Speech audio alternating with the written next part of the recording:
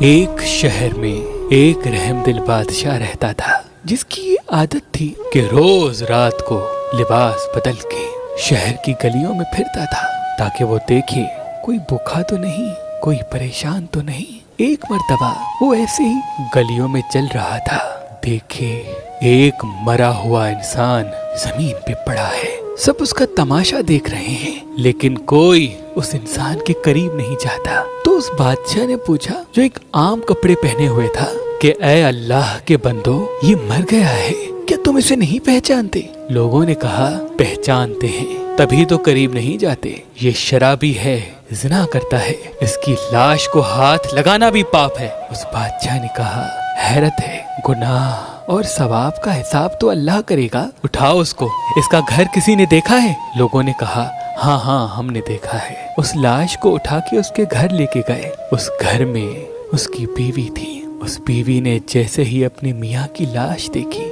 زار و قطار رونے لگی اور رو رو کے کہا، میں نے اپنی پوری زندگی میں ایسا عظیم انسان، ایسا نیک انسان نہیں دیکھا۔ تو اس بادشاہ نے کہا کہ تمہارا میاں نیک تھا؟ شہر والے تو کہہ رہے ہیں کہ وہ زانی اور شرابی تھا۔ تو اس بیوی نے رو کے کہا، میرا میاں صبح سے لے کے شام تک محنت کر کے کماتا تھا، لیکن جب رات ہوتی تھی تو شراب خانے میں جا کر شراب لیتا تھا اور اس شراب کو گندے نالے میں پھینک دیتا تھا اور کہتا تھا کہ میں نے مسلمانوں کے کندھوں سے، نوجوانوں کے سر سے تھوڑا سا گناہ کم کر دیا۔ اور پھر جہاں عورتیں اپنا جسم بیچتی ہیں وہاں جاتا تھا اور ایک عورت کو ایک رات کی اجرت دے کے یہ کہہ کے واپس آ جاتا تھا کہ اپنا دروازہ بند کر لے تاکہ کوئی انسان تمہارے پاس گناہ کے لیے نہ آئے۔ اور گھر آ کے کہتا تھا کہ میں نے کم سے کم تھوڑا سا بوجھ نوجوانوں کے کندھوں سے گناہ کا کم کیا۔